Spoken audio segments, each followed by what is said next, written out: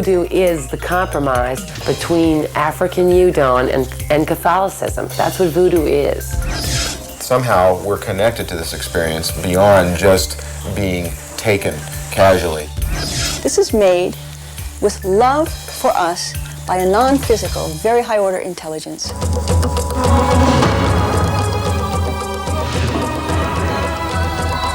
From the boundaries of the universe to the depth of your soul, embark on a journey through the unknown and unexplained as we explore mysteries, magic, and miracles.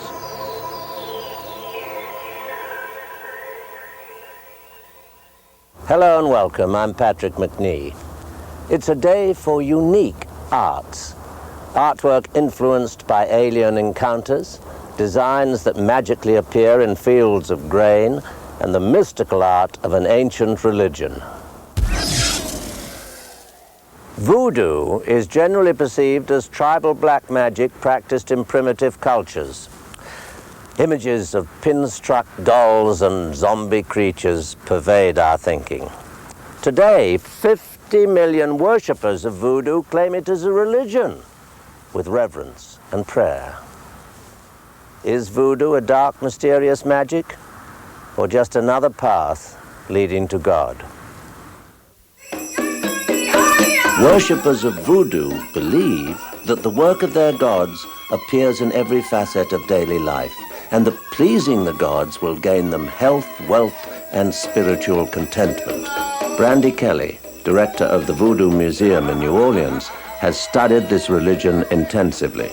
Voodoo is the compromise between African Udon and Catholicism. That's what voodoo is. When African people were brought over as slaves, they took their religion, called Udon, with them. Although the slaves were forced by Catholic missionaries to adopt Catholicism as their new religion, they still prayed to their ancient spirits behind closed doors. The slaves did, however, use the Catholic saints as a cover-up for their own Udon gods, and in time, the two religions merged into what we know today as voodoo. Catholicism, Buddhism, all religions have rules. Voodoo has rules, and the rules are harm no one. Protect yourself, but don't harm people in achieving what you want. Voodoo is centered on ceremonies in which the worshippers are ridden or taken possession of by gods and spirits. It's not an evil religion. There's no Satan in voodoo. A lot of the things in this religion might look spooky or strange to someone that didn't understand them, but they are here for more than spooky effect. They symbolize things. In voodoo rituals, a priest or priestess acts as a medium between the gods and worshippers. When the gods are summoned, they enter a worshipper's mind and body. The possessed worshipper loses all consciousness, totally becoming the possessing god. The ritual comes to a conclusion when the snake dance is performed.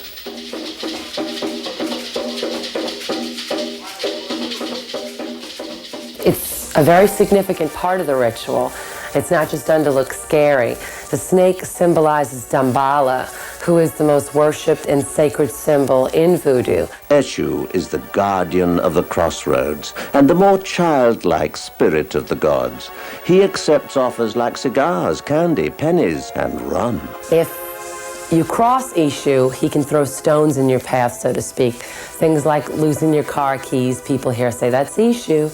But if you offer him what he likes, then he can clear your path of obstructions and make you have a much better time at what you're trying to achieve. The god of the cemeteries is Baron Sameti, who represents the ancestors. Because without your ancestors, you would not be here today. Without their sacrifices, you would not be here today. So you honor them, you teach your children to honor them. A part of the voodoo tradition in New Orleans is gree-gree bags. They are commonly kept for good luck or to ward off evil. They are made with small cloth bags which are filled with herbs and oils and blessed by a voodoo priest. They are used to attract money, protect the home, and even to find you love. Men and women both come in to get gree-gree bags from us. The men wear them on their right side, and the ladies wear them on their left side. Those are the power sides for the two sexes. Gree-gree bags can also be used to cause someone else bad luck, known as putting a gree-gree on a person. Magic, for both good and evil purposes, is an integral part of voodoo. Evil in voodoo is merely the mirror image of good. The magic of the spirits is there to be used. Dolls aren't used for what people think they're used for. From Hollywood, we get the image that people are sticking pins in dolls to inflict harm or cause evil things to happen. There's the belief in karma that the voodooist adheres to. And if they inflict harm on someone else, it will come back on them. So there's absolutely no reason why someone would want to stick a pin in a doll to give someone a heart attack. It would make sense. It would come right back on them. Dolls are also for many different purposes. You can have a doll for love, which would normally be a red doll. A doll for fertility. If it's green, it's for money. Color significance is very important in voodoo, as well as the use of herbs. And all these things are used primarily for healing purposes. Different colored candles can also be used in conjunction with the dolls and other tools for magical purposes. And they really do help bring things to you that you want in your life. It does work. Certain aspects of voodoo worship appear fairly ordinary. The altar is covered with candles and ritual rattles, charms, and sacred stones. Even the Catholic saints have their place. Voodoo and Catholicism are so intertwined. You can't separate them. They're inseparable. Buried in the St. Louis Cemetery is Marie Laveau, the powerful New Orleans voodoo queen of the 18th century. Today, voodoo worshippers still leave offerings of food, money, and flowers at her grave. The cemetery is quite small, but even so, the tomb seems to appear out of nowhere when walking among the crypts. According to legend, Marie still makes personal appearances, frequenting the areas around the cemetery, the old French Quarter, and her voodoo haunts. When people ask me, does voodoo work? It's like asking me if Catholicism works. It's a religion. It's not just the magical practices associated with the religion. Voodoo is not a gree-gree bag. It's not a voodoo doll. It's a religion, and all those things are just tools, and they're just part of a religion. Instead of trying to insult the people who practice this religion, just try to understand what they're doing and let them go their own way. Because I don't think God is going to say, okay, only Catholics are making it into heaven.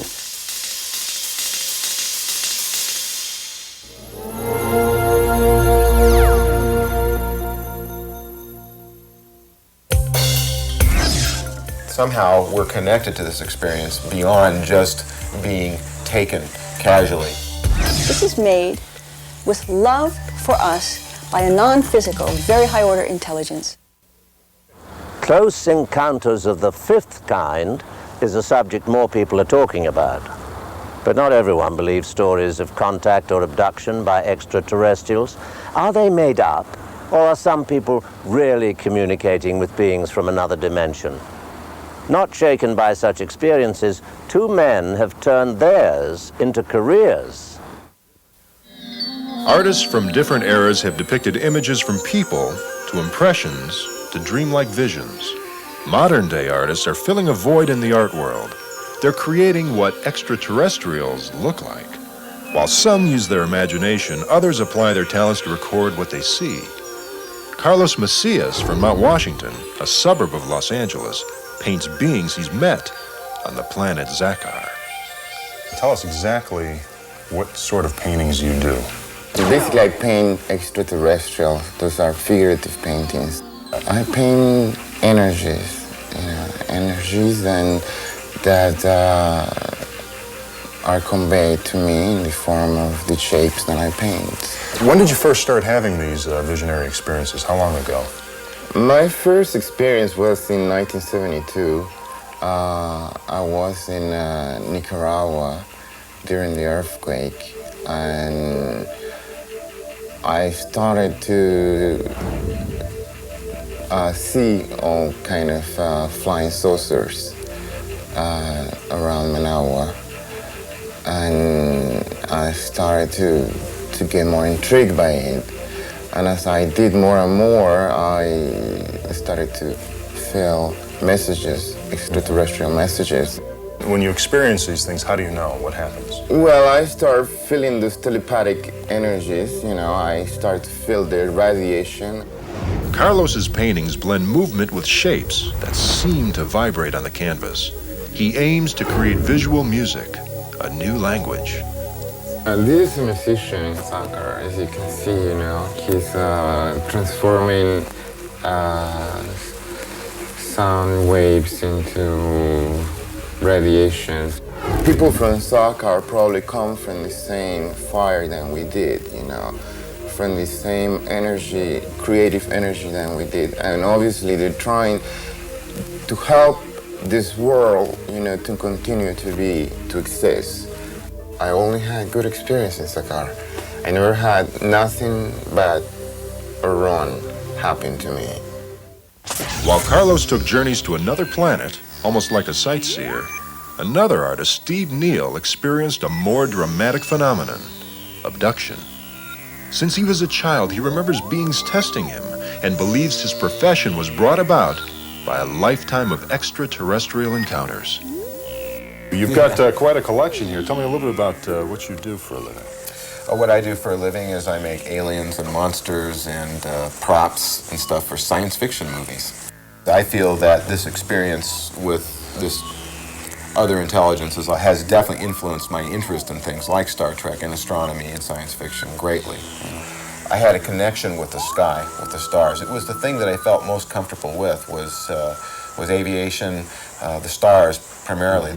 When I was a little kid, I didn't even feel right about my physical form. That felt odd to me, and my surroundings felt odd, and my parents didn't seem like my parents to me. And these are very, very crazy things. A lot of times, how it works is that you'll remember a dream. Now, I remember dreams going all the way back into childhood, just like they happened yesterday, because they were so traumatic and they were so vivid that I now believe that they were actual conscious memories, and that's why I remember them so well. Why do you think you were abducted? Well, that's always a difficult question to answer. My answer is very, very crazy, as well as a lot of other people feel that somehow we're connected to this experience beyond just being taken casually from our bedrooms or our cars to see, gee, what a human being is like. In actuality, that somehow we're part of their culture and that we're here in this form to basically influence the culture from within the inside and to watch it. Do you feel you belong more with them than you do with us? I have to admit that I do, actually, yeah. And they tell me that when this is done, whatever it is I'm doing down here, whatever it is we're all doing down here, all the millions of people who claim this, is that we get to go home after this. What do these beings look like? Well, they're quite classic as far as a classic description is concerned. They're large-headed, black-eyed, very much kind of like the Close Encounters type image. Are they all similar? Are there different races? They seem to be similar within the black-eyed ones, which some people refer to as grays. I don't, but for that type, there's a large one, usually about 5 foot tall. That one has the most intimate dealings with the person involved, with the individual who's having this experience.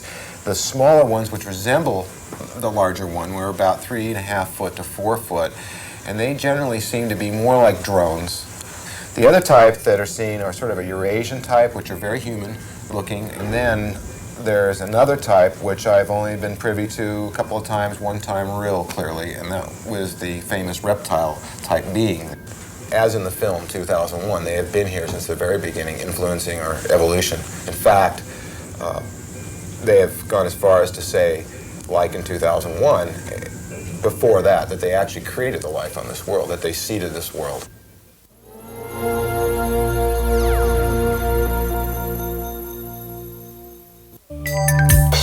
This is made with love for us by a non-physical, very high-order intelligence.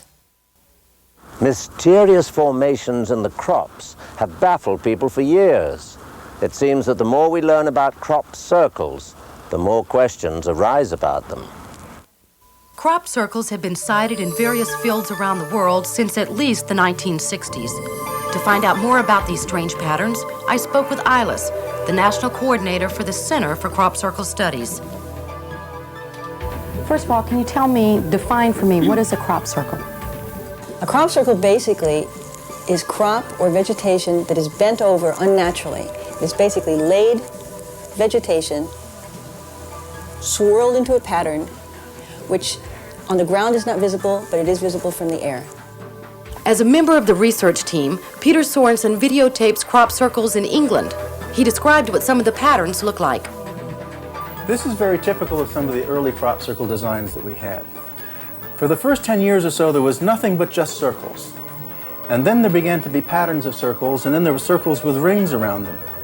And up until this time, some of the scientists were arguing that it was a form of electrified whirlwind, that the spinning wind was making the circles, and the electricity, the electrical charge in it, was what was softening the stalks so that they could bend in this magical way. But it wasn't too long after the circles began to appear that straight lines began to appear. Obviously, these straight lines are not made by a storm. It's also important to know that the crop circles appear overnight. Some people are skeptical and think crop circles are man-made, just as a hoax. So how can you tell if a crop circle is real? My first criterion for determining when I walk into a formation is by dowsing. In the 3 years that I've been exploring formations both in England and in the United States here now for 2 years, what I've learned is that the dowsing rods do not respond to anything in a man-made formation. Otherwise, the dowsing rods respond immediately. As soon as you cross the perimeter of the formation from the field, there is an energy there at the perimeter. Additionally, we do crop sampling. We get the numbers. There are certain numbers and ratios of numbers that indicate genuineness. There are soil changes in the formations. There are photographic anomalies that, as we're shooting with video cameras or even regular cameras, films come out different. So after the evolution of crop circles began to get lines in them, they began to be very complex, like this. This one is huge, probably nearly 400 feet long. Circles and rings and lines and arcs, and these tremendous formations began to get great attention to the world, finally, because up to that point people could dismiss crop circles, but not when they're like this. So in recent years, the crop circles have begun to take on recognizable shapes. And they're no longer looking like abstract code, they're getting to be much more literal. So here on my first flight in 1994 was this incredible insect shape. Now I'm on a flight with another very good friend of mine, the pilot Steve Patterson, and we found this king scorpion up there, tremendous scorpion formation. Notice the spacing between these tractor lines is about 50 or 60 feet. At the end of each year, there is what we call the grand finale, because the crop circles seem to go through an evolution. There is simple circles in the springtime and then more complicated ones as the season gets along. At the end of 1993, there was this incredible formation that was like a mandala. There was a series of lotus petals around the outside and a big five-pointed star in the middle of this crop circle. It was astounding to see. And one of the interesting features about this is that it wasn't perfectly round, it was sort of oval, but it was on a steep slope. And if a perfectly circular beam of energy had come down from above, that would have created exactly that oval. The crop circles seem to cluster around sacred sites in England, especially an ancient stone circle called Avebury. It's like Stonehenge, only it's older and it's much, much larger. So here is the Avebury stone circle area, and this was our grand finale in 1994. The rings, with their beautiful proportions and the web formation around the outside, occurred in 2 different nights. And that's actually a good sign, because Avebury is such a populated area that if you were a hoaxer, you wouldn't start something in a crowded place and then come back the next night. Crop circles have appeared in countries all around the world, in grain, sand, even ice. I asked Ilis who investigates them and how they're funded. All of the researchers are volunteers. We have no funding, no grant monies coming together for this. I make any photos that I have, provided I have permission to release them, available to anybody who wants to purchase them. We have a video which includes aerial, ground, and pole shots of the 92, 3, and 4 formations. And now this year we have a 1995 calendar that England put out. What is the purpose of a crop circle? This is made, I believe wholeheartedly, this is made with love for us by a non-physical, very high-order intelligence. It's a gift. They're trying to wake us up to this fact that we are living amongst other intelligences and other beings, and they're trying to do it as unobtrusively, as gently as they can, but as very definitely and as urgently as they can, because our time is short. It changes you. It's changing the world. Whatever is the cause of this, the world is not going to be the same because of this beauty, great, great beauty.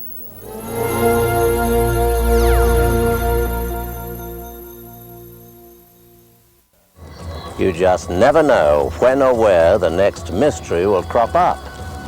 I'm Patrick McNee. Join me next time for more mysteries, magic, and miracles.